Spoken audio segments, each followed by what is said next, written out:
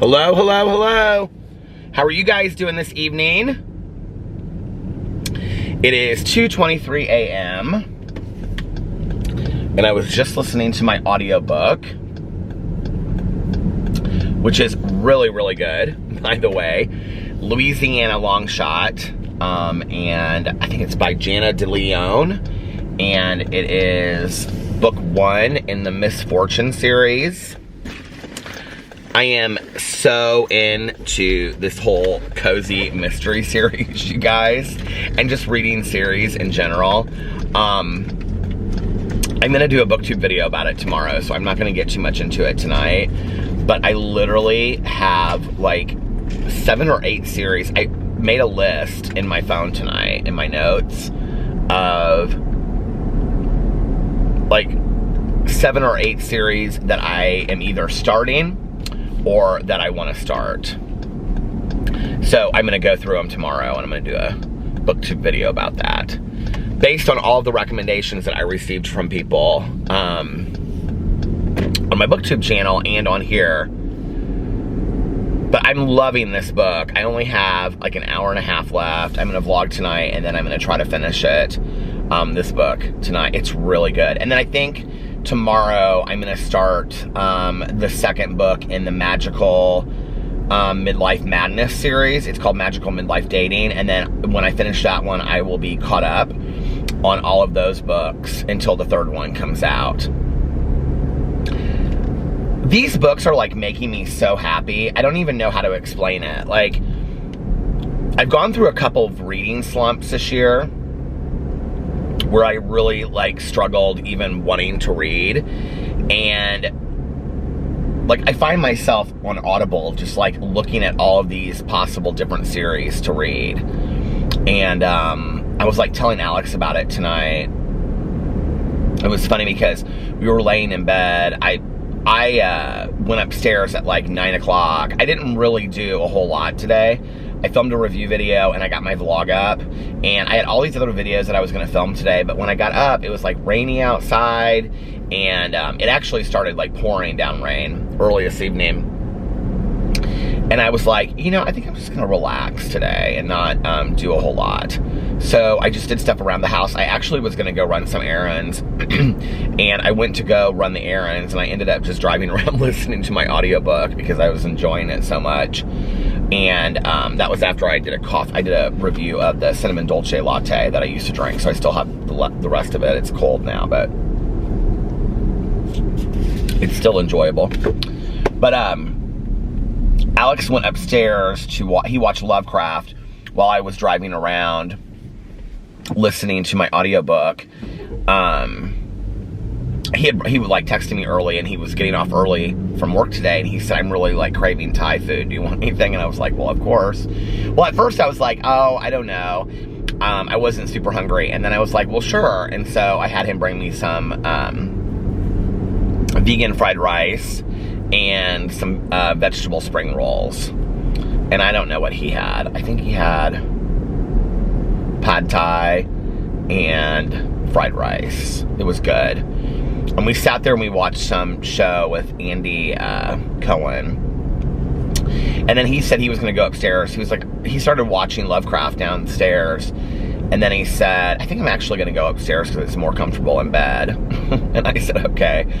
So I drove around from like 7:30 to 8:30, and I came home, and I was like laying in bed, and I was like talking to the dogs, and he had just finished his show. And I said, so what are you gonna watch now?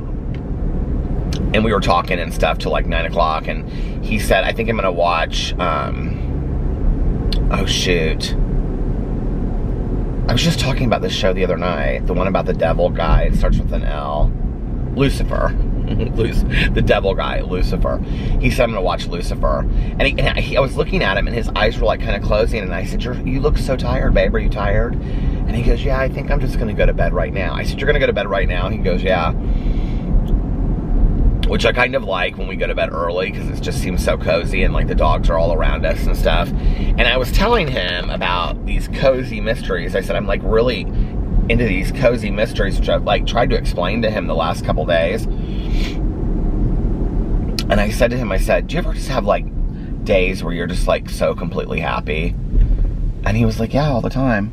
He was like, why? Did you have a good day? And I said, I'm just like, I was so happy today. Like I said, I just feel so happy in my life right now. Like, I love our, you know, house. And he goes, you love our house? Like everything about it. And I go, no, like I would love to like repair it, you know, not repair it, but like redo it and have it be like exactly the way that we want it. But I said, but it's our home and I love it. And he goes, I do too. And I said, you know, we have a comfortable bed and I love my little squirrel picnic table. And I've been so into like just, well, while we were eating dinner, it like, that was when it was kind of like tapering off from raining.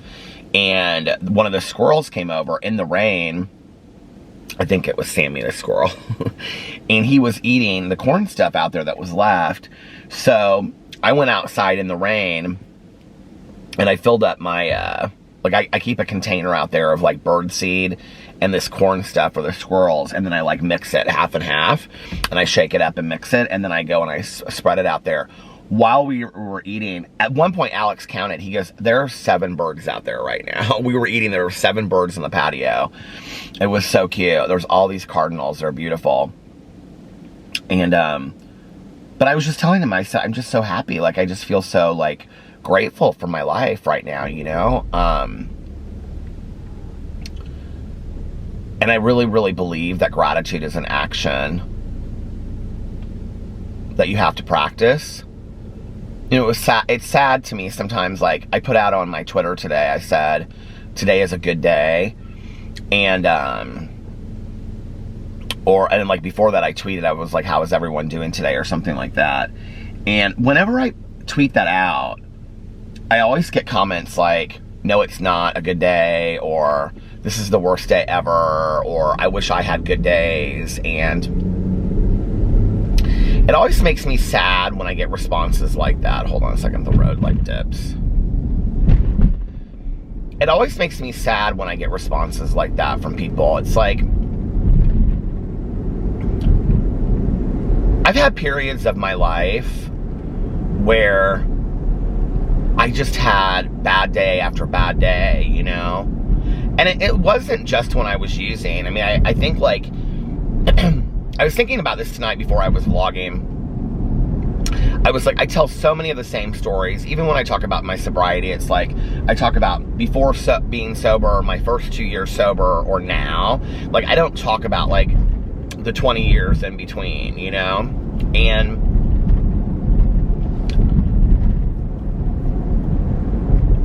I really don't talk a whole lot about the 4 years that I didn't go to meetings when I had no emotional sobriety, which were some of the worst days that I've ever had in my life, you know? And I've had those periods of my life where if somebody would say to me, today is such a great day, or I'm so happy today, or I feel so grateful, like, it almost would piss me off, honestly, if people would say that, because I'd be like, well, how can they be so happy, or how can they have such good days? And I'm sure, you know, that there's going to be days ahead in my life that are not, like, great, that are not good. I'm sure, you know, like, that's just part of life. But it makes me sad when I hear people say that, because I look back on those days and I feel like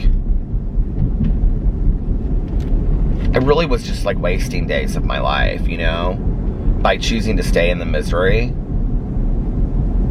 I don't know if that makes any sense. I mean, I understand that, like, I'm not talking about, like, diagnosable mental health issues that, like, make us not have good days. I'm not talking about that. Like, that's out of our control. I'm talking about, like, okay, for example, I spent so much of my time being bitter because I didn't have a relationship. You know what I mean? Like, this is a good example. I spent a lot of my life, like, in between boyfriends, or when I was in a relationship and I wasn't happy, you know, like, I can remember, that would be, like, something that my mom and I would talk a lot about. And I remember, like, one time, I think it was between, like, my first and second boyfriend, I said something to my mom one time. I said, we were watching, like, I was at her house and Jerry Springer just happened to be on in the background. I liked Jerry Springer back in the day. My mother was not somebody that watched Jerry Springer very often. We would watch it sometimes together, but not often. And but like these two guys were fighting over this woman, and I made some comment, and I was like, this woman has these two guys fighting for her, and I can't even meet like one person. And my mom responded, and she said, no one ever promised you a mate in life, you know? Like, if you're lucky enough to meet one person to be with in your life, like, that's great, but to think that you're gonna, like, always have somebody that you're with in your life is just not the case unless you settle. And she kind of was like, you know, like, would you want this on Jerry Springer, this fighting, this screaming that's going, I mean, would you want that kind of like toxicity? And she didn't say it like this, but, you know, would you want that? Like, is that what would validate for you? Like, okay, I'm lovable, is if I had two men fighting for me, screaming and yelling. And I almost kind of think that there was a period in my life where I was like, yeah, it would. You know, like if I had two men fighting for me, like that would mean like I was really lovable, that two men wanted me, you know what I mean? And I remember her saying that, like, you know, we're not promised a mate in life. And I think that was really hard for my mom, you know, my mom, like, as somebody that would, I mean, she would go on dates here and there, but for a certain period of her life, but then it just kind of stopped. And she just, I think at some point just kind of decided that she wasn't gonna go on dates anymore or something. I don't know. Like, we had a lot of conversations about it. I remember, you know, my mom said to me one time, like, you know, my mom was a woman that was like, she wasn't a Bible thumper, but she was a woman of strong faith. And there were things that were like important to her. Like, my mom was somebody that didn't want to have sex before marriage. And so she would say, you know, like, most men, number one, aren't gonna be with a woman long term that doesn't want to like be intimate before marriage, you know? So there's those guys, I can just forget those. And she said, you know, and like this was a concept that my mom was just like really confused about her whole life. Like, and I think, you know, today with like people like Demi Moore and Ashton Kutcher when they were together, and other people, you know, that we see, maybe it's a little bit different. But I remember my mom was like, you know, men they'll trade in their wives for much younger versions, and then they like start their lives over. Like, they might do that 3 times in their life, you know? She was like, but men never want to date like older women, you know, like that are their same age, like experienced women that maybe, you know. And she would always say, like, you know, like, I look more weathered than these younger, I can't keep up, I can't compete, you know? That men that get divorced at 50 or 60, they want girls that are in their 20s or 30s. And she was like, you know, men don't date women that are, when they get divorced or they're single, that are in their 50s or 60s. They just don't, you know? And that was what led my mom to write, or start writing her book. Well, most of it's complete, but she wrote a book called Dear Mick, and it was to Mick Jagger. It was Dear Mick or Waiting on a Friend, based on the Rolling Stones song. And it was letters that she had written to Mick Jagger about basically just like issues between men and women. And I don't even know where she came up with that idea, but she loved Mick Jagger. But, you know, like, there were long periods of my life where I just was like, yeah, I have a job that I love, and I can pay my bills, and financial security has always been something to me. Like, I've never had to have a lot, but if I had enough where I could pay my bills at the beginning of the month, and, you know, even if I didn't have a lot of money afterwards to do a lot of stuff with, like, that was enough for me. Was just being able to, how did I just like get right into this in the vlog tonight? Oh my Lord, come on. I don't know why all of a sudden it's doing this, where it's going out of focus. How did I get right into this topic right away? But anyway, you know, like having financial like security, which to me was really about like just having those bills paid. Oh my Lord, come on. Don't do this tonight.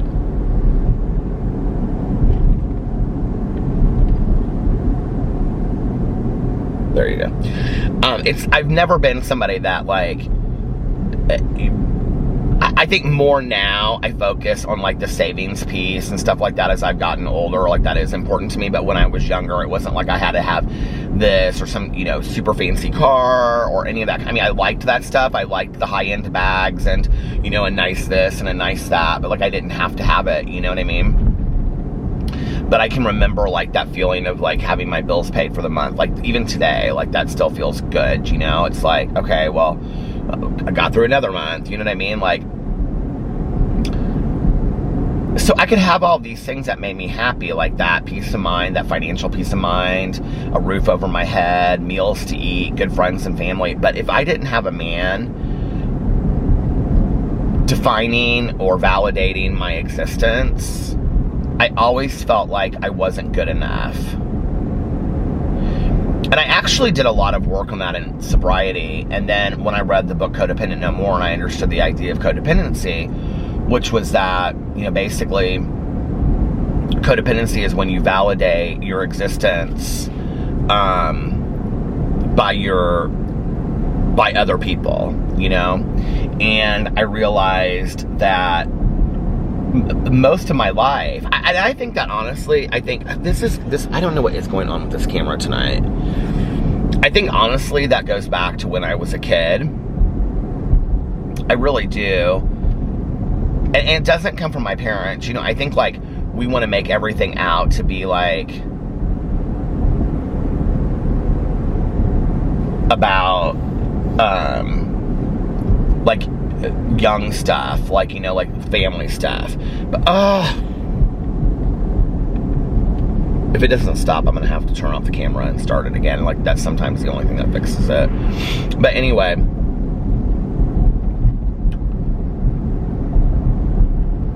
you know, I really think it starts with the stuff in school where I didn't have a lot of friends and people didn't like me, and I constantly was wanting validation from those people that were the meanest to me, that, like, I couldn't do any good in their eyes. It was almost like those people that were the hardest on me, like, I wanted validation from them. And I think I carried that over into my adulthood with feeling like, I think if I had a love interest or if I had a boyfriend, you know, that equaled, because I've always been kind of like a serial monogamist. Like, I've always just gone from one relationship to the next. And I've learned to take some time off in between to get to know myself, but I've never done, like, a lot of, like, dating in between. I'm not good at that. I'm not a good dater.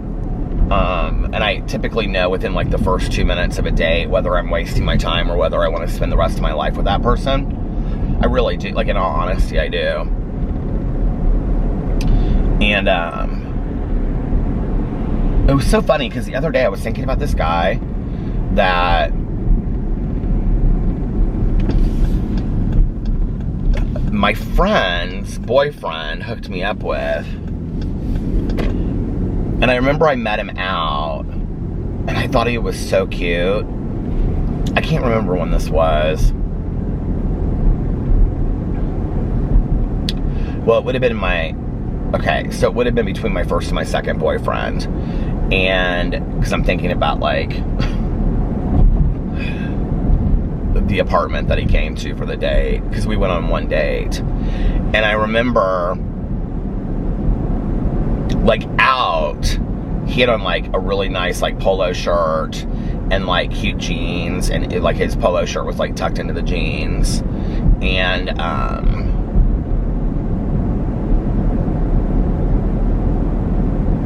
I used to, back in the day, be kind of, like, really attracted to very kind of, like, preppy guys.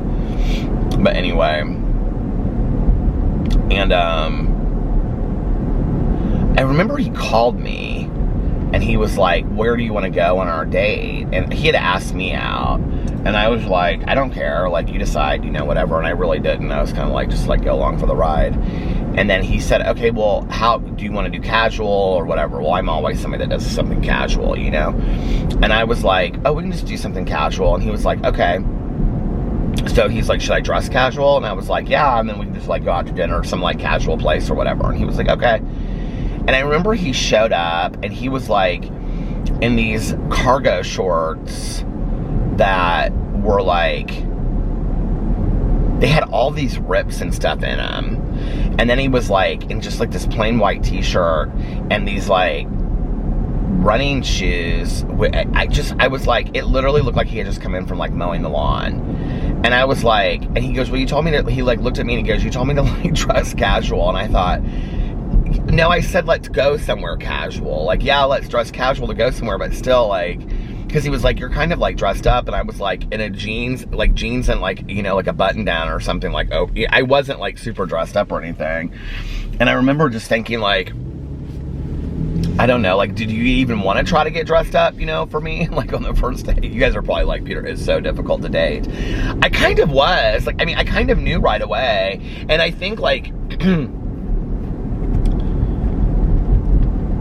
like I can remember, okay, well recently, if you watch RuPaul's Drag Race, like they just did RuPaul's, the live, like there was a TV show and it was like 6 episodes and it was live in like the show in Vegas and Miss Vanjie was part of the show.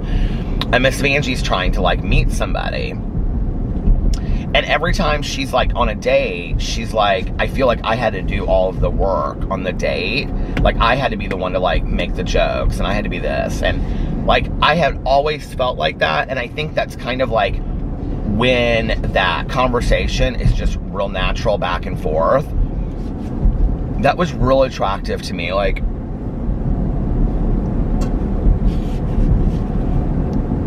I don't know what I just got in my mouth. Coffee grounds or something, but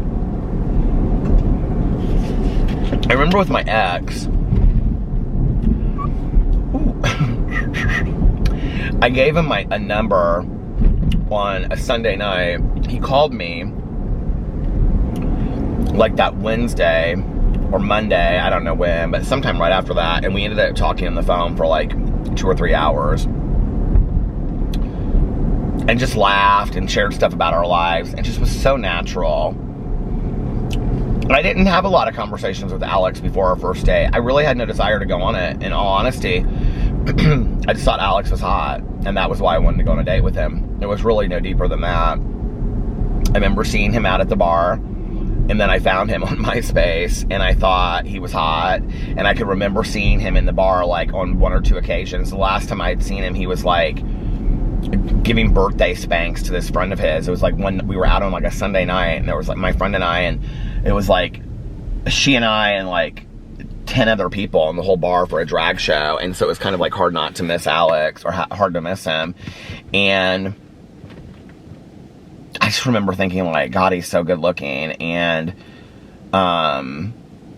just fun. Like he was real fun. And I wasn't even introduced to him that night. No, I don't think anybody introduced us. But, and he wasn't super interested in going out on a date at first. You know, like at first he told me that he was still into his ex-boyfriend. So then when he texted me in August, that was in April before my mom passed away. And then in August when he texted me and he said, when are you gonna take me on that date? And I said, I guess you're over your boyfriend. You know, it was like, we kind of had that rapport right from the beginning where we were kind of snarky with each other. And then I remember we went on our first date and we went to Bravo, which is this Italian restaurant. I think it closed down. He told me recently that I drove by it in a vlog one night, the other one, and it was closed down. And I remember we went and we like sat there and just like talked nonstop for like 2 hours.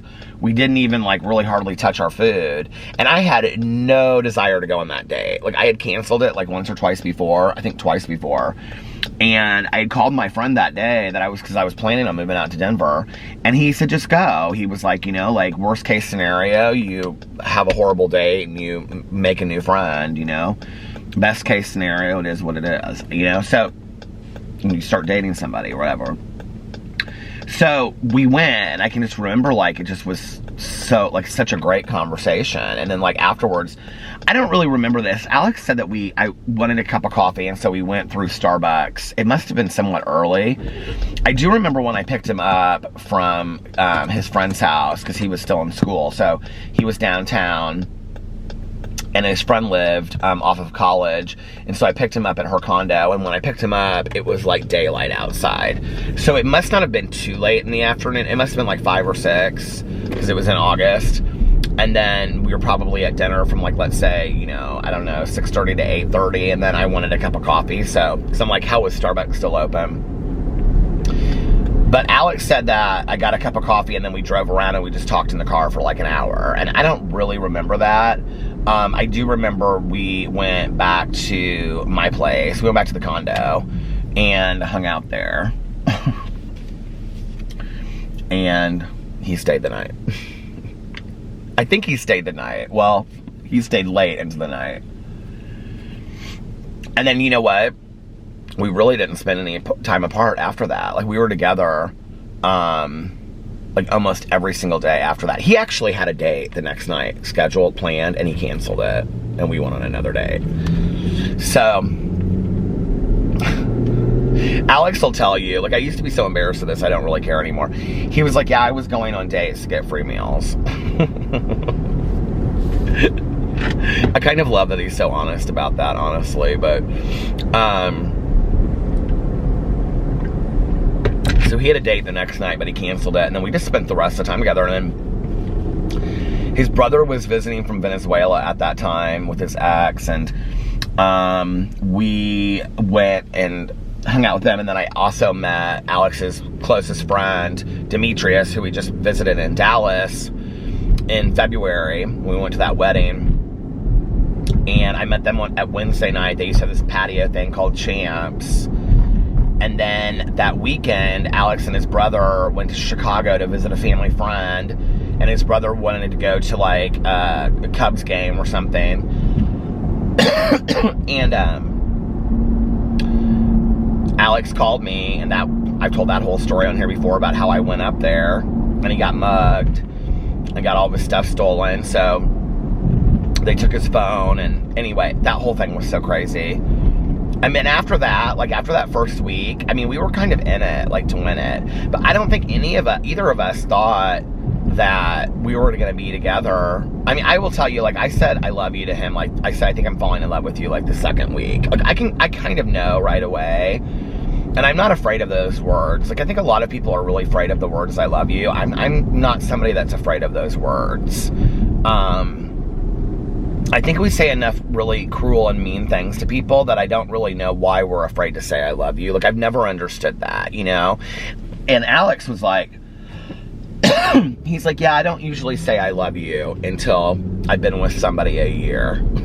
I'm like, oh, okay, one of those. Because I had been on dates with several of those, you know, like, well, I think between, I don't know, like, like I said, I wasn't a good dater. Like, I go on a date with somebody and I'd be like, this is, like, I'm wasting. Like, before I even left the apartment with the guy with the cargo shorts, I knew it was a waste of time. Like, I knew there was no reason for us to be going on this date. And I also was of the attitude, like, and I know that this is rather, like,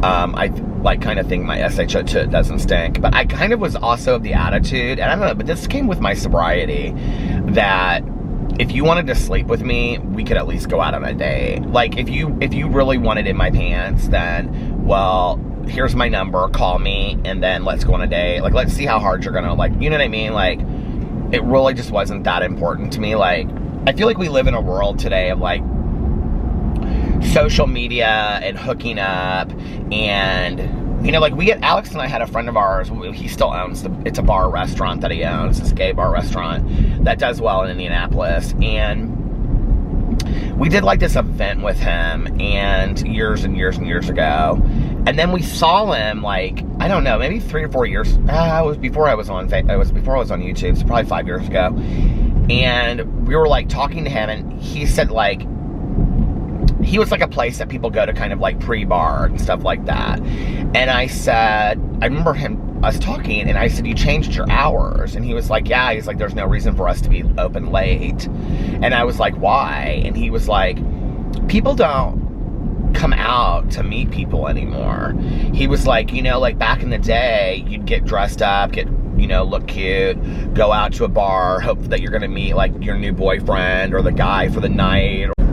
it stopped. You know, you would go out and you try to like get dressed cute and look like, back in the day, you know, we would go tan, and then we would like, you know, take a nap, and then we would spend like, you know, in the morning we would go to brunch, go tan, and then we would go shopping and pick out like the outfit of the day, you know, that we were going to go out and dance and look cute, and then we were going to meet like Mr. Right Now, or Mr. Right, or Mr. Right Now, as I was about to say earlier. But anyway, but you know, he was like, back in the day, he was like, people went to bars to meet people, but now people don't need to go to bars to meet people.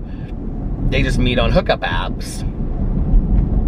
So there's no need for that anymore, which I think is kind of sad. You know, it's like that whole idea of like seeing somebody from across the room, you know, offering to buy him a drink, you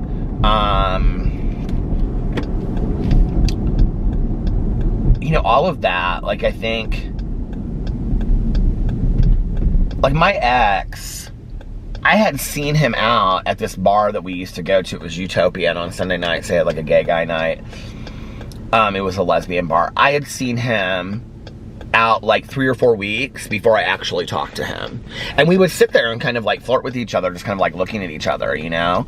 And I think about that. Like, those days are gone. Like, I mean, like, pretty much the entire gay scene has closed down in Indianapolis. There's like hardly any bars open. Well, I mean, I don't even know now with the COVID thing, but like, I mean, even before that, there was like not a lot going on, you know?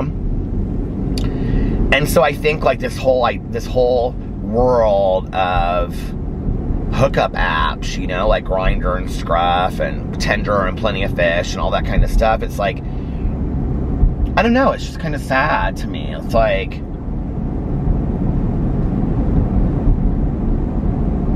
now I will say some of my girlfriends have actually met like guys that they've ended up marrying, but typically they get on like eHarmony and they'll like pay for the extra money like a month. Like, they'll do like the $30 extra a month or whatever, because a lot of people don't want to pay for those things, you know?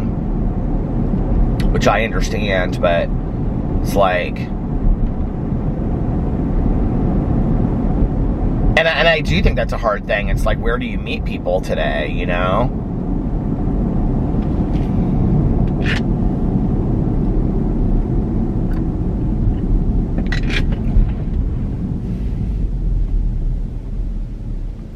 And then the other thing was, like, you know, when I wasn't going out, like, in part of, like, the gay scene and whatever, like, I would have girlfriends of mine that would be like, oh my God, I know this guy. He is so nice, this gay guy, and you guys would be so good together.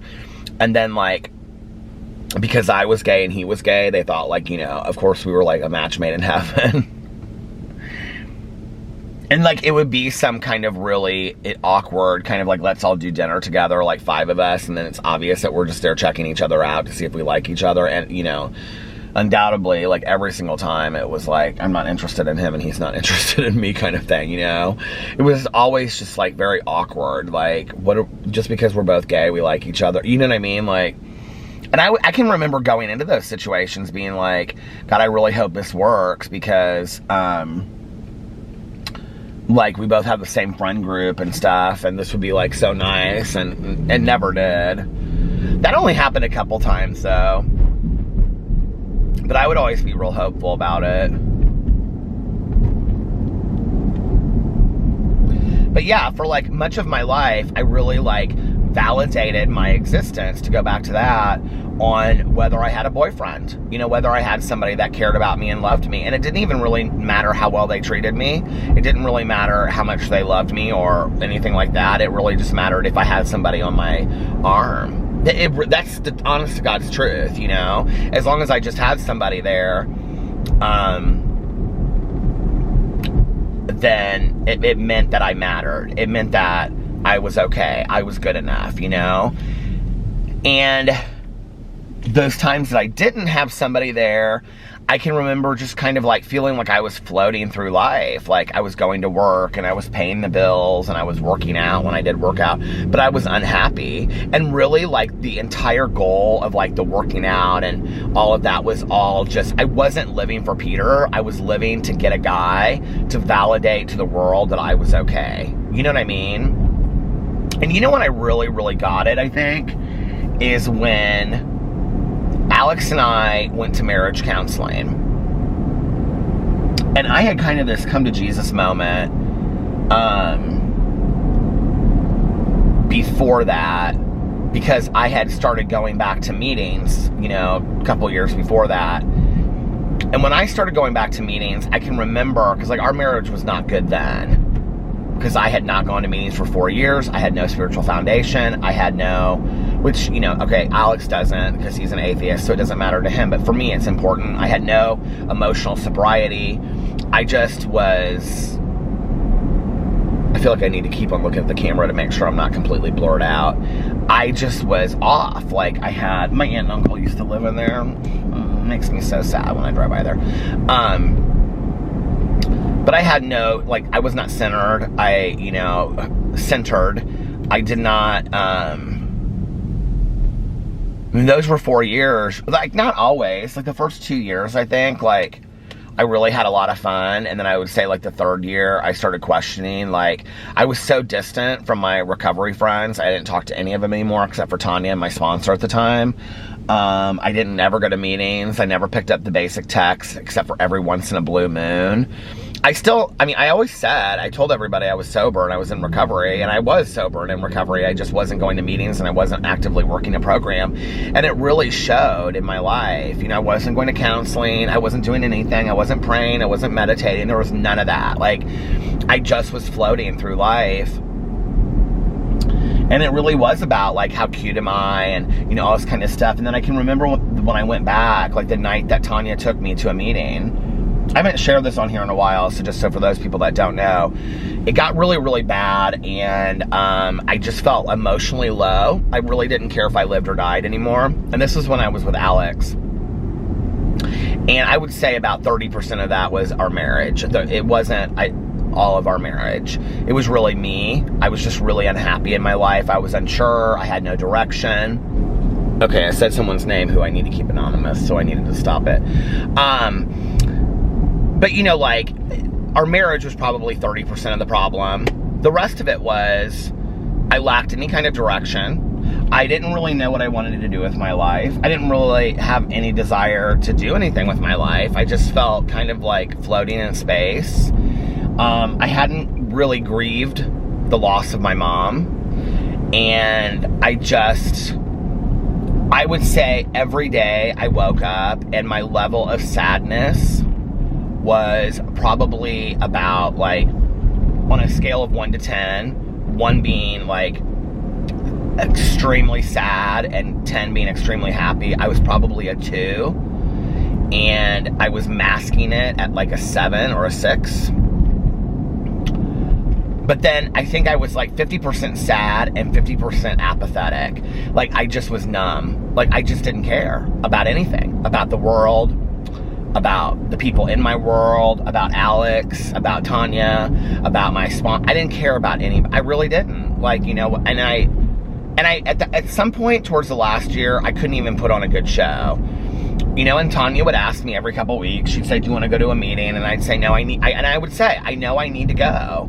Like, I'm scared to go. Like, I haven't been, and I don't know what people will say, and people will talk about me. And she was like, "No, they won't." She was like, "Peter," she was like, "people, you know, in recovery love you. They won't talk about you that way." And I was like, "You don't know, Tanya," and blah, blah, blah, blah. And it's been, you know, 4 years, and I'm scared, but I know I need to go. I never said I didn't need to go. Like, I always knew I needed to be there. Like, I knew I was missing out on that.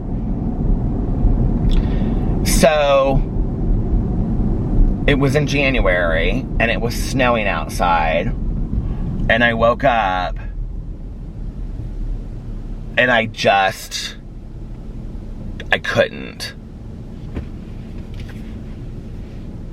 I don't even know how to explain it. Like, that day, like, changed my whole life. Like, it changed my whole life. Like, from the moment I got up to the moment I went to bed last night, like, if you want to talk about literally having, like, a spiritual awakening within 24 hours, like, I remember I woke up and, like, I looked outside, and I'm somebody that always thinks, like, the snow is so pretty. Oh, it looks like winter, like, you know, this winter wonderland, it's so pretty. And, like, you know, in our neighborhood, it's always, like, lots of mature trees. So, like, you know, in the winter, it's like you see all these birds in the trees, and I mean, it literally, like, you see the woods behind our house. It's gorgeous. And I can remember I woke up and it just was cold and desolate and barren, and I felt that way inside. And I realized I had been feeling that way inside for quite some time, and I think that was where, like, I couldn't mask it anymore, if that makes sense. You know, like, I just was so sad and numb. And I want to make this very, very clear, because I think this is important, because I'm a person that truly believes in clinical depression. I don't believe that I was clinically depressed, okay? Because I think there's an importance between talking about the difference, because there is clinical diagnosable depression, and I don't believe that I was suffering from that. I believe that I was extremely sad because I hadn't grieved my mom. I hadn't allowed myself to. I wasn't, you know, being honest about how I felt inside in my marriage, being unhappy in my marriage, being unhappy in life. So Alex didn't know anything that was going on with me. I wasn't telling him. I wasn't telling Tanya. I wasn't telling anybody. So I was living inside with all of this stuff inside, the sadness. And on top of that, I just felt numb. Like, I either felt sad or nothing. Like, and I was real good about, you know, oh, hi, you know, putting on a face. But for some reason that day, I woke up and, like, I knew I couldn't do it anymore. Like, I don't know if that makes sense, if you've ever had that moment. I just knew I couldn't do it anymore. And I felt completely hopeless.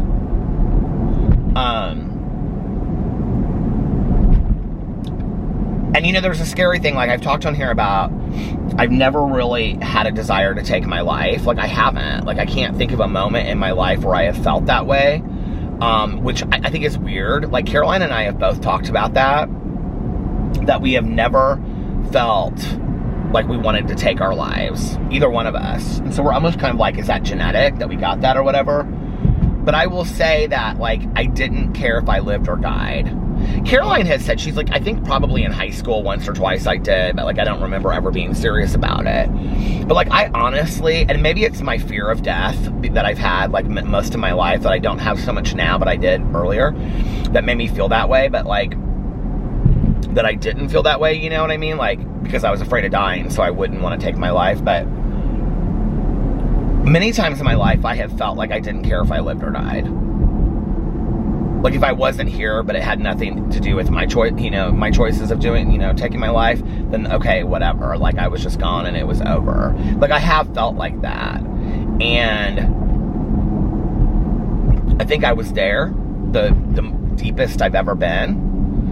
And I can remember, I can see myself standing in the kitchen, and I was making a list, and the list was like, we had carpet back then. Did we have carpet? We must have had carpet back then. And it was like vacuum, or maybe it was the stairs, because we've always had carpet on the stairs. Vacuum, laundry, fold laundry. I got down to like 4 or 5, and I just lost it. Like, I just lost it.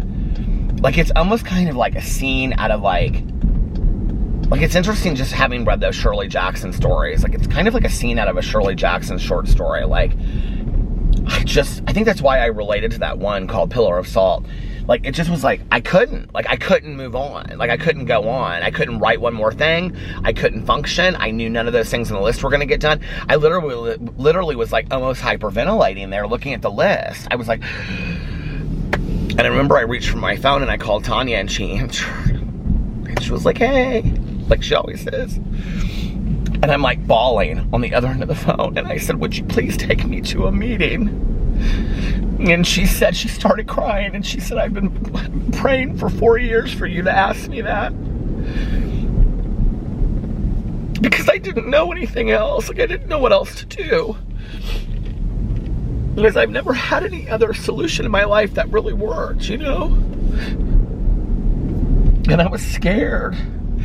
I think I was more scared than I've ever been in my life, you know, like, if I didn't do something, I wasn't going to be here. Like, I think I was really, really scared. I think somewhere inside of me that day, like, I knew, like, I might make things real and, like, I wouldn't be here anymore. I think I knew that. Like, I could feel it in my soul, you know?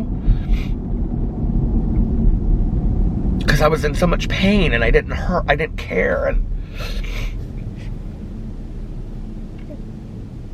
And I'm crying because, like, I mean, what a fantastic friend, you know?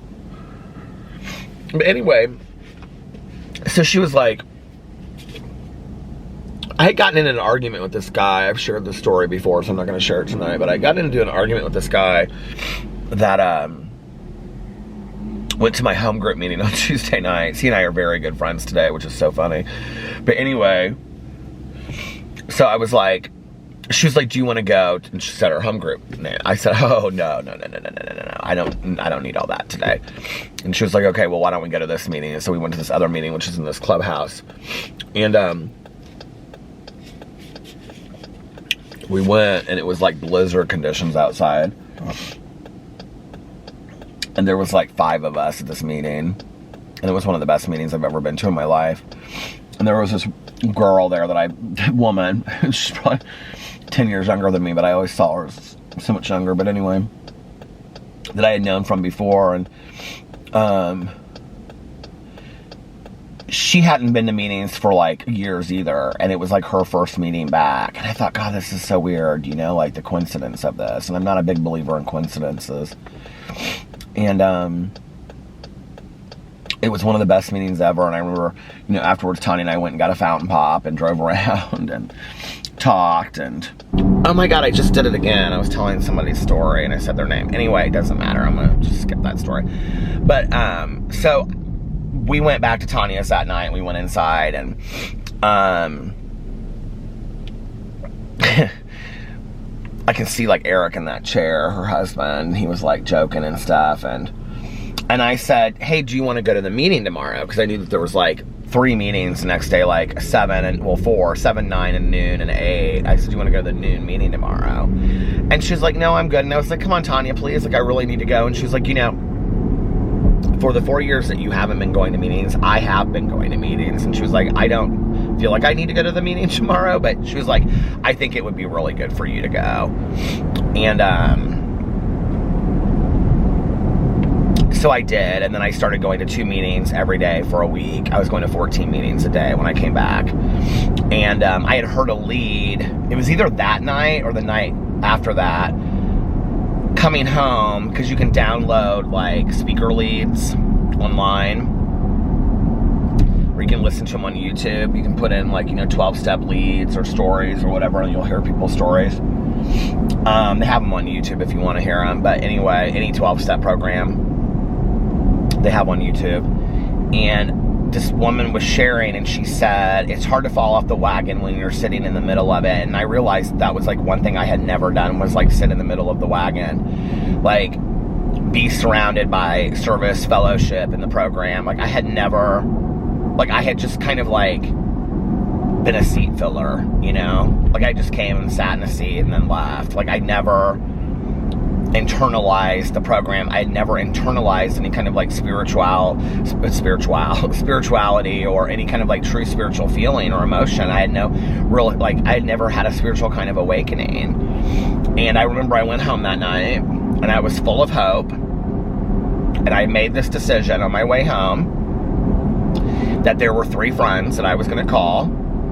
Other than, I mean, I had Tanya, and, you know, and my other recovery friends, like, that was the thing. Like, that group that we used to hang out with had completely split apart in those 4 years. So, like, those people had moved and gone away, and it was really just Tanya. Tanya was going to meetings by herself. And,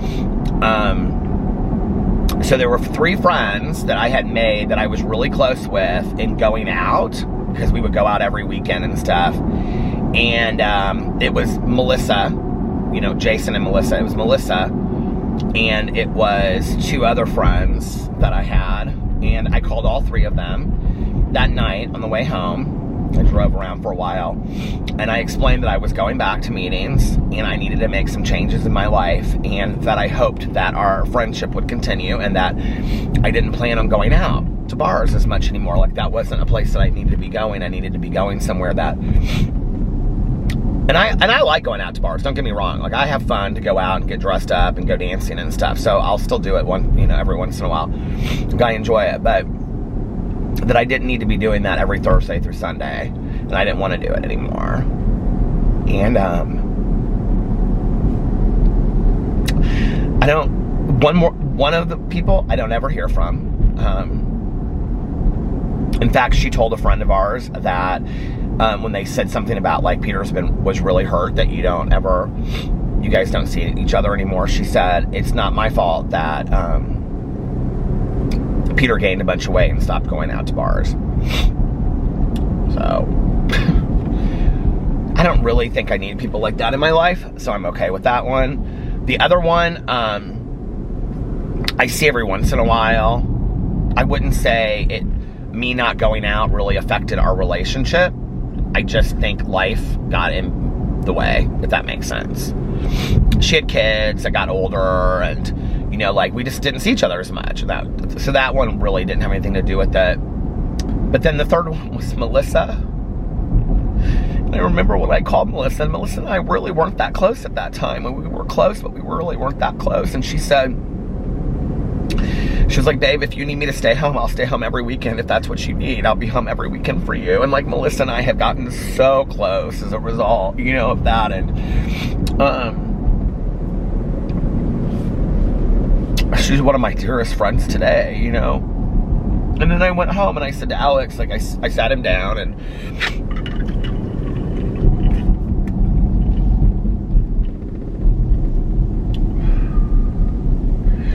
I remember there's, like, this lead I really like. And it's with this whole family and this mom. She goes and gets sober. She's been sober for like 30 some years now, probably, but she goes and gets sober, and her husband gets an Al-Anon, and, like, her daughter gets an Alateen, and her daughter and son get an Alateen, like, all the same. Like, she gets out of treatment, and, like, the whole thing. They go to this convention over the weekend. Like, she gets out of treatment on a Friday, and they go to this convention, like, camp out, like, Friday, Saturday. They come back on Sunday. And at the end, they're, like, sitting there on a Sunday night in the kitchen, and they're having, like, milk and cookies. Like, literally, like, they're sitting there, like, they got a gallon of milk and cookies out, and they're making a decision. They're like, are we going to do this thing, And she's like, I need this. I want this in my life to be sober. And they make this agreement that going forward, like, that's their family is going to be sober, right? And I always think about that, like, how innocent that is, and, like, life-changing, that over these milk and cookies, this family makes this decision of what their life is going to be going forward. And I can remember going home, and Alex and I had not heard that lead before. Alex and I sat down at the dining room table, which is different. It used to be where our TV and where I film all my videos at. This is where the dining room table used to be. And I remember we sat down there, and I made a cup of coffee, and I was telling him about my meeting and everything, and I said, and I can remember I reached across the table or something, and I said, part of the conversation we had in bed later too, but I said, I'm going back and I'm doing this. Like, oh my God, my battery's about to die. I said, I'm going back and I'm going to do this. Like, I'm going to go back to meetings, and I said, I'm going to go back and I'm going to focus on my sobriety, and I'm going to either be sober and healthy and with you, and it'll help our marriage, or I'm going to be sober and healthy and single, but either way, I'm going to be sober and healthy. And, he, like, I thought he'd be so scared of me saying that, and he got it. He looked at me and goes, I get it. He goes, I understand how important this is for you, and he goes, and our marriage isn't going to exist anyway if you're not. So, I sometimes think I was closer to using than I really had any idea. I really, really do. Hold on, let me check this. I'll be right back. Oh my God, the battery and the camera is so hot from filming. Anyway, I did not expect to have this highly, highly emotional vlog tonight, but I don't know, maybe I needed to talk about this stuff. So that was that. And in that moment, I kind of understood, like, my priorities.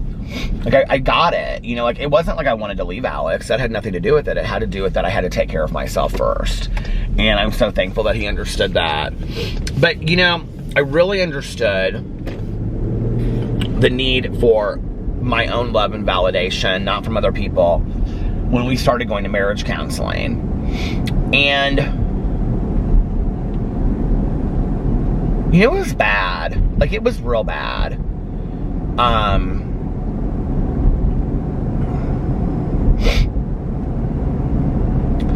I mean, it's even taken me, like, I mean, I'm real comfortable talking about it now, but it's taken me a while to, like, say that, you know, like, it was bad. Like, the fact that we're still here and we're still married, and we're married and as happy as, we were actually talking about this the other day, because we were like, Alex had brought up, he was like, you know, we keep on saying that we're going to find another counselor because, you know, our other counselor retired and closed down his practice. And I was like, I know. And he was like, you know, we probably should get, he was like joking, but he said, you know, we should probably get a counselor so that, like, something like, you know, we're not like in a bad place again. And I go, I absolutely agree, because we're big, huge proponents of marriage counseling, you know? Even if we're just having somebody that we check in with once a month, we've, like, said how important that is. So we actually found 2 guys that we're gonna call and see, like, if they're taking new clients. So I think it was like 1 woman and 2 guys that we found, or something like that. They're all part of the same practice. So, but, you know, I can remember, like, after, like, the first couple sessions or something, I had this, like, I just, this moment of clarity, like, this come to Jesus moment, like I was saying, where, come to Jesus meeting, I guess it's the same, but I had this moment of clarity where I was like, I never had been in a relationship before where I still wanted the relationship to exist, where I knew that I was going to be okay if it didn't, if that makes sense. Like, I had been in relationships before where I was like, God, I hope this just ends, or something, you know, but then I would hold on to it like a sinking ship that had nothing of worth or value, you know, like I don't even know why. I look back on it and it was like, I don't know, was it because I had to pretend and act like the relationship really meant something, you know?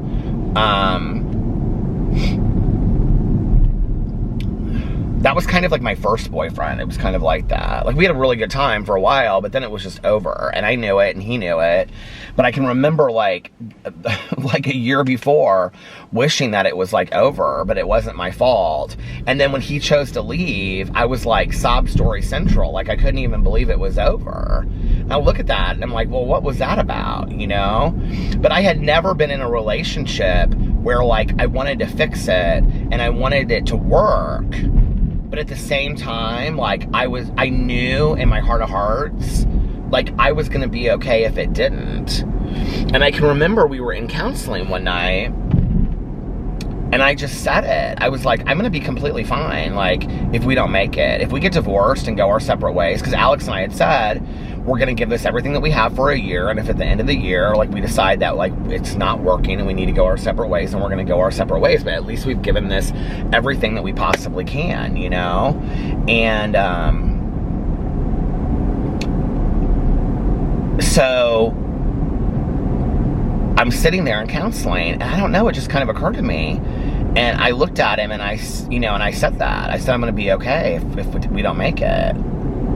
And he was just like, what? And I was like, I want us to make it. Like, I want us to be together. But, like, if we don't make it, like, I realized I'm going to be okay. And I never thought that before. Like, I thought, like, I can't live my life without this person. I mean, how could I possibly, not just Alex, but whoever it was. I mean, put whoever, you know? Like, if that person's not in my life, how will I ever go on? You know, I always lived in these exaggerated terms, which is probably part of my addiction, you know?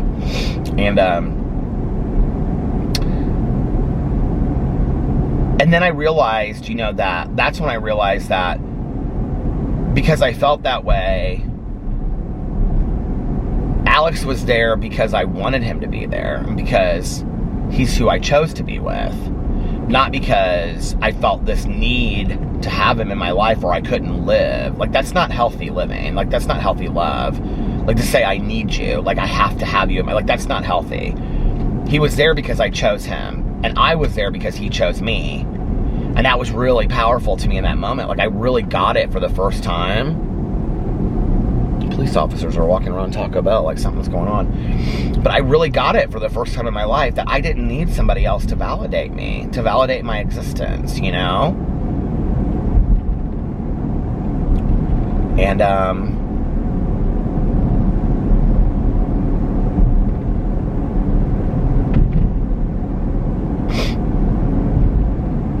I don't know, like, that was freeing.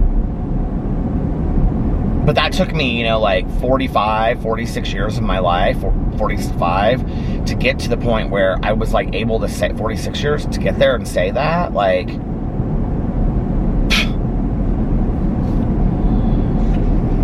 you know, that I don't need someone to validate my existence. So I think for me, like, that's the main example, you know, is like, I've had these long periods of my life where I didn't have somebody, you know, validating my existence. And so I felt like, no, it's not a good day. It's not good days. I'm sad and I'm down and, you know, whatever. And I also think that the other thing is, like, when you look for the negative, you're going to see the negative. If you look for the positive, you're going to see the positive. You know, like, it's how you choose to see things. It's what you choose to see. If you're looking for the beauty in something, you're going to find the beauty in it, you know? And so I really do believe that so much of it is having an attitude of gratitude, having, you know, just what is your perspective on the world? If your perspective on the world is negative and sour and like nothing goes my way, that's what you're going to see. I really truly believe that, you know? And I do think that a lot of how I look at the world is, you know, what glasses do I choose to pick and put on for that day? And it always makes me sad when people, like, I'll say, like, oh, today is such a good day, you know? Instead of, you know, people are like, no, it isn't. Or today's a horrible day. Well, start your day over. Like, somebody did say that today in my Twitter, and I loved it. They said I had to start my day over today. I was like, all right. Well, I mean, listen, you think there aren't days that I have to start my day over? I mean, many, many days. You know, just as I don't get on my vlog and say, well, I had to start my vlog over 15 times today, doesn't mean that it didn't happen. You know, like, hell, it can happen 5 times in 30 minutes. I'm somebody that gets very, very irritated about small things, okay? Like, I don't know, are you like this? Like traffic. Like, I can hit every red light in a row. Like, let's say if I'm going to pick up Tanya on a Tuesday night, right? And I leave with plenty of time, and I hit every red light between my house and her house. Like, that can irritate the F out of me, right? Where I have to start my day over, like, literally, like, every red light. I mean, not really, but, you know, until I can kind of accept the fact that, like, well, I guess I'm just hitting some red lights today, you know? Or, like, just stupid stuff, like, you know, getting somewhere and being, like, stuck in construction traffic, or, you see, it's all related to traffic is basically the scenario here. But no, it's like, or, you know, putting on an outfit, and because, like, I've chosen not to, like, choose healthier living, that pants, I have this whole outfit laid out and it's gonna be real cute, and then I put the pants on and the button is not even anywhere trying to meet, like, the buttonhole, you know what I mean? Or just, you know, like, okay, like, this is, like, such a good example. Me starting that Magical Midlife Madness book series, and then getting so into it and realizing there were only 2 books in the series. Like, that is something that can really, truly irritate me, you know? Like, are you kidding me? I started this and there's only 2 books in the series. Like, I was ready for there to be 10 or 15, you know? And then I have to start my day over, but not really with something like that. Now I can kind of laugh at that stuff, because the more that you practice starting your day over the small stuff, the more it kind of, like, just gets in, you know what I mean? But, like, thank God I can handle those smaller things. I mean, I'm joking about the red lights and stuff. Like, they don't irritate me that much. It kind of depends on the day, honestly. But, you know, like, and that's the thing. Like, some days I wake up and I'm just not in greatest space as I usually am, you know? Like, some days I wake up and I'm like, ooh, and I feel like I have a superhero guard around me that nothing can affect. And then other days I wake up and I feel like literally nothing can go right. Like nothing is going right, you know? I'm sure we've all had days like that. And on those days, I have to really do a lot of work on my perspective. But I think like so much of it is perspective on how I choose to look at the world, you know, and how I choose to look at my life. And I try to every day, you know, I did it this morning. I was like half asleep. Not even this morning because I got up this afternoon. But I was like half asleep and I'm sitting there outside and I'm like, today is going to be an amazing day.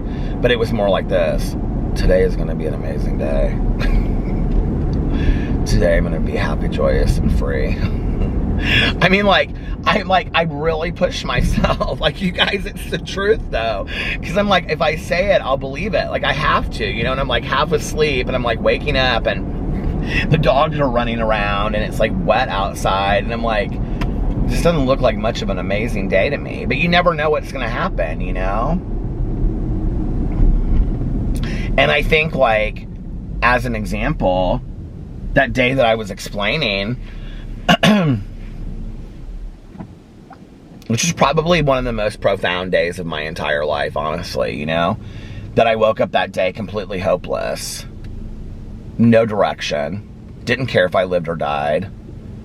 My life, I think really a lot of what happened when I first got up is I looked outside and it was like, you know, a foot of fresh snow, and it was like that barren existence. Because I am somebody that very much, like, from a literature point of view, looks at the world like, I do look at symbols and like I do, like, I just see the world kind of like in literary terms.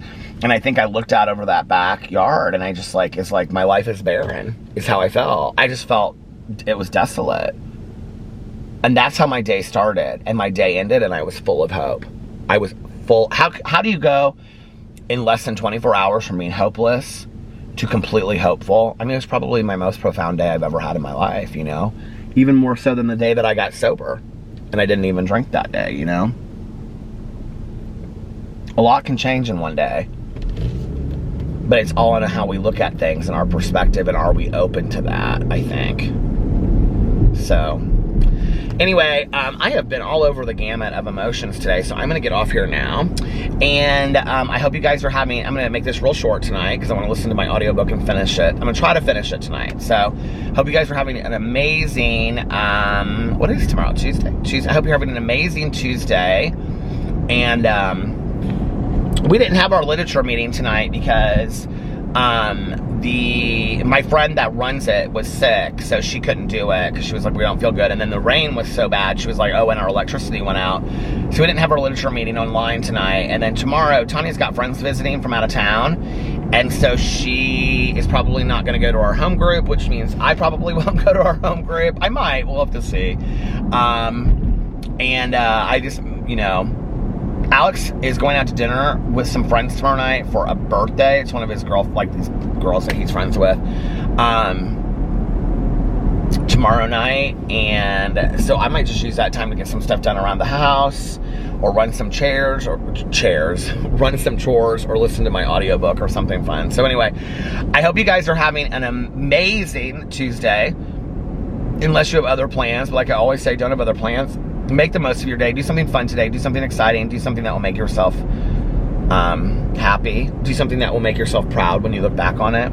If you like this video, whether you look back on it, I don't remember how I say it, tomorrow or the next day or next week or next month or next year or 5 years from now or 10 years from now or 20 years from now or 50 years from now or 60 years from now or 80 years from now or 88 years from now or 100 years from now or 120 years from now. And if you guys liked this video vlog, please give it a big thumbs up. I really, really appreciate it. Put all kinds of Halloween emojis in the comment section below if you made it this far, because I love Halloween, you know, and I love Halloween emojis.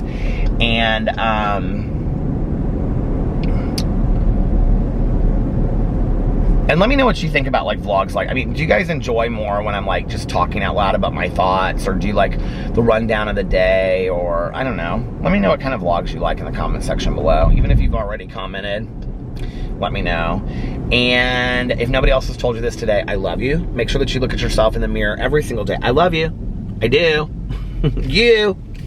Make sure that you look at yourself in the mirror every single day and you tell yourself, I love you, in at least one positive affirmation, like you are valuable, you are worthy of being loved, and you are worthy of love. And most importantly, remember that you can start your day over whenever you want. Tell yourself every single day that today is going to be an amazing day. I'm going to be happy, joyous, and free all day today. I'm going to sing, I'm going to dance, I'm going to laugh, I'm going to cry if I want to. I'm going to have great opportunities come my way and positive experiences all day long. And if my day starts getting negative, or starts going down the tubes, I was going to say down the hill, but I think it's down the tubes. Then I can start my day over whenever I want. And I'm going to spend time with family and friends if I want to, or if I can. If I can't or I don't want, if I can or if I want to. And if I can't or I don't want to, then I won't. And I'll spend time alone by myself, enjoying my own company. And I'm going to eat great food. And if I have to work today, I'm going to do so with a smile on my face. And trying to be a positive contribution to the world. And if I don't have to work, then I'm going to do the things that I love to do today that make me happy, even if that's just relaxing and not doing a whole lot. Sometimes those are the best days ever, right? Most importantly, make sure to reach out to somebody and let them know how much they mean to you. In a text message, a phone call, a letter, a postcard. Send a letter, Maria. Do you guys remember that song?